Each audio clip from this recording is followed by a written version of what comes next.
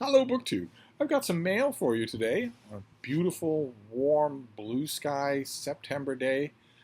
Just a lovely day that calls out to be walked around in, to be enjoyed. The Bean and I have been out many, many times. Despite the fact that I am wicked piss-up busy. I am as busy as a meth dealer at a Jonas Brothers concert. I shouldn't be sparing the time for all of these walks, but we haven't done mail in a long time. So I thought I realized that today, so I thought we'd do today's mail and see what we have. It's just a few packages, doesn't have to take long. Are we boring you, baby? You have been so wonderful today. You have. It's so wonderful. Sometimes she can be a little bit wound up when it comes to greeting other dogs on her walk. She's not aggressive at all, but she gets very bossy. Just, hey, I'm here. Hey, stand still so I explore you. Hey, don't do anything. Hey, don't look at me. That sort of thing. She won't do anything if they do. She wouldn't snap at another dog for all the mud in Egypt. But it can sometimes give the other dog the wrong impression. So sometimes we have stiff, standoffish encounters, but not today. Not today at all. She just wasn't any of that. There weren't any verbal pyrotechnics at all. We just walked up to other dogs and got to know them, which is wonderful. And since it's been happening so consistently over the last few months, I'm starting to think maybe it's a function of age. It seems like an alien thing to even associate with my little puppy, but she's not a puppy anymore. She's been with me for years. Could be that she is mellowing out of the need to do that with other dogs. She is the undisputed queen of the neighborhood. She doesn't have to keep asserting herself. But anyway, we've got a little mail here, a few packages, no boxes. We'll see what we have here, just so that I don't lose my hand. I want to keep my hand in it doing this sort of thing. What is this first one? Oh, great. Oh, fantastic. All right. This is the finished copy of Annie Proulx's new book. This comes out in mid-month. Am I right about that? No, end month. This comes out at the end of September. Fen, Bog, and Swamp by the author of Barkskins. This is a thin thing. It's an expansion of an article that she did for the New Yorker about wetlands and how important they are. The Pulitzer Prize-winning author's tour of Earth's wetlands, those remaining and those ravaged in the name of progress, and an urgent discourse on this greatest defense against the devastations of climate change, the spread of once sequestered animal-borne viruses like COVID-19, and the further loss of species.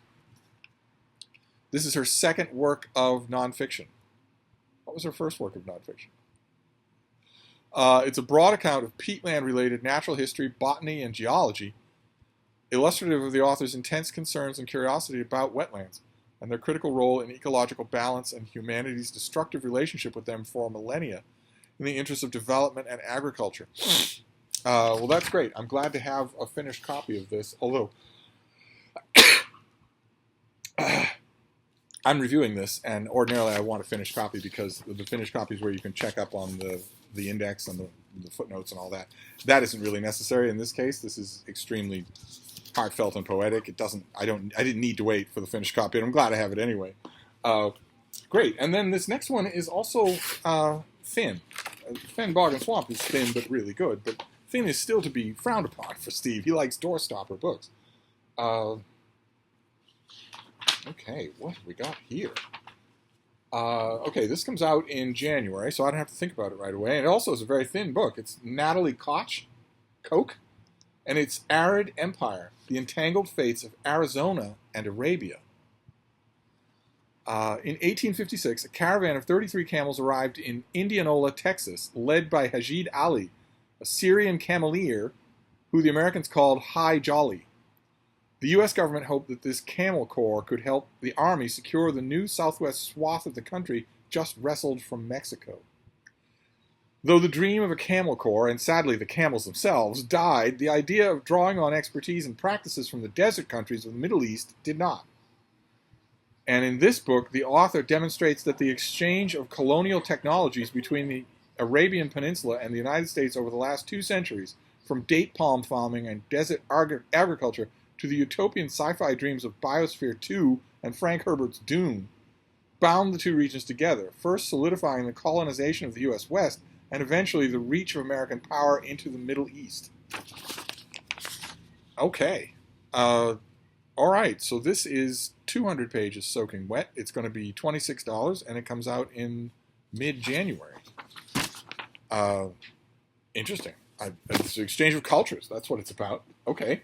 Then we'll move on to this next one. It is heavier anyway. It might be a slightly thicker book than these wafer thin choices. What is here? Oh, oh my. Oh. Oh my. Okay. Uh, okay. This is going to be 500 pages. This comes out in the beginning of November. This is by Paul Fisher, and it is The Grand Affair. John Singer Sargent in his world. The Grand Affair. And there is the painter painting one of his famous portraits with his models smiling in the background. What an odd choice for a photo on the cover. I don't have a sheet for this. The reason that I'm oh-mying, of course, is because this is John Singer Sargent, who is one of my favorite painters. Grand, fantastic. So this is a bold new biography of the legendary painter, stressing the unruly emotions and furtive desires that drove his innovative work and defined the transatlantic fin de siècle culture he inhabited. A great American artist, John Singer Sargent is also an abiding enigma. He would have loved that. He scandalized viewers on both sides of the Atlantic with the frankness and sensuality of his work, while dressing like a businessman and crafting a highly respectable persona. He charmed the possessors of new money and old, while reserving his greatest sympathies for Bedouins, Spanish dancers, and the gondoliers of Venice. At the height of his renown in Britain and America, he quit his lucrative portrait painting career to concentrate on allegorical murals with religious themes and on nude drawings of male models that he kept to himself. In this book, the author, Paul Fisher, offers a vivid life of the buttoned-up artist and his unbuttoned work. Sargent's nervy, edgy portraits exposed illicit and dark feelings in himself and his sitters. Entirely true. His portraits are amazing. They are amazing. The more you study them, the more amazing they become. Feelings that London, Paris, and New York high society was fascinated by, yet kept at bay. Cat, hit the shoals. Let's try and claw our way off. Where do these feelings come from, and how do they drive his art? Fisher traces Singer's life from his wandering trans-European childhood to the salons of Paris and the scandals and enthusiasms he elicited, and on to London, where he mixed with Henry James, Oscar Wilde, and other aristocrats and eccentrics, and formed a close relationship with a lightweight boxer who became his model, valet, and traveling partner. Do you want to get down again, baby? Well, you're up and down today, aren't you? You can't even be. I can't believe it. She's stuck in between. Baby, you have to be either up or down. You can't just stand on your hands like that. There you go. I swear. Where were we? We were talking about a lightweight boxer. It's always a favorite subject. In later years, he journeyed around the world with his friend and patron Isabella Stewart Gardner, and devoted himself to a new model, the African-American elevator operator and part-time contortionist Thomas McKellar, who would become the subject of some of Sargent's most daring and powerful work. Relating Sargent's restless itinerary, Fisher explores the enigmas of fin de siècle, sexuality, and art, fashioning a biography that grants the man and his paintings new and intense life. Okay, and there was an exhibit at the Gardner Museum, I believe, about about Thomas McKellar, who Sargent painted in the nude, full frontal, if you know what I mean. Douglas Shantucci, the great Boston historian, wrote a pioneering piece about that relationship for Open Letters Monthly, probably 10 years ago. I'll see if I can find it. So Paul Fisher is a professor of American Studies at Wellesley College and the author of House of Wits, an intimate portrait of the James family, which is really good, big thing. He helped organize the Gardner Museum's path-breaking 2020 exhibit, Boston's Apollo, Thomas McKellar and John Singer Sargent. Great. Fantastic. Okay, a John Singer Sargent book coming out in November. That's the only fly in the ointment here, is that's awful soon in terms of pitching and book reviewing. For me to get an editor to let me do this is, fortunately, I have my own venues, so I don't quite have to worry about that. How wonderful. A new Sargent book. Great. And then we will finish up with this last one, and then we'll be done. Oh no. Okay. I mean, oh, not oh no. This it's great. It's fantastic, but it is a double. Uh, so what am I doing here? What am I getting rid of here? We've seen this already, I think, on this channel. We saw the advanced copy. I have to once again cover this because Frida is coming up and down. This is by George Weigel, and it is called "To Sanctify the World: The Vital Legacy of Vatican II." And there is Vatican II right there. You can see those are all prelates of the church gathered in there, many hundreds. This is the finished copy. This comes out in late September? Early October. This comes out in early October, and this is a double. I have 2 finished copies of this now. Let's see here. Where does it start off?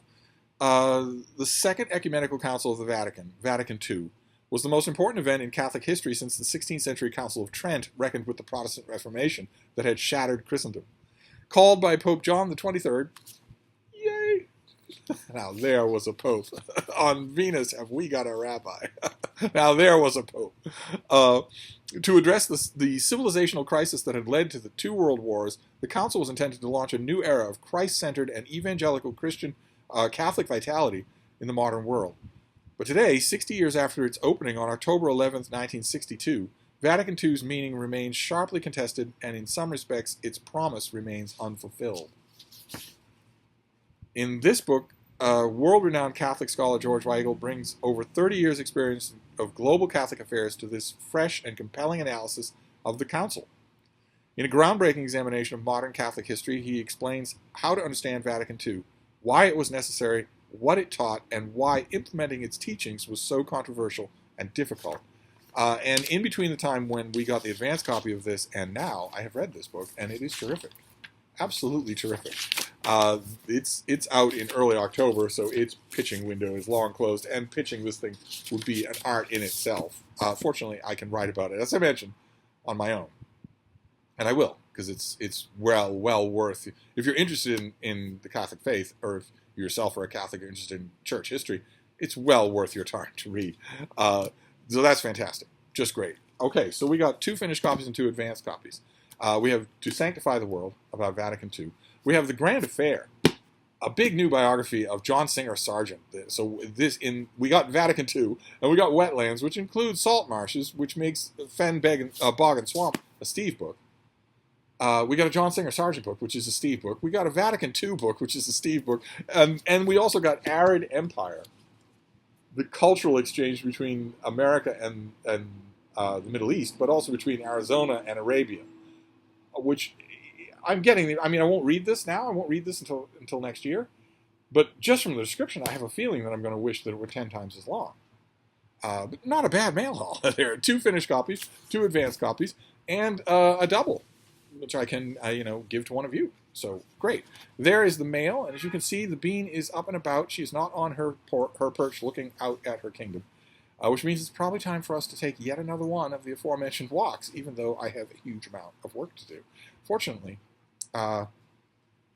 late this morning, I don't remember the exact timing, I wasn't here on the fainting couch. I was in the little book room with the bean, and we were chatting with each other, and I had a book and I was reading, and then she sort of gave an enormous yawn and sort of curled up next to my hip and was almost instantly sound asleep.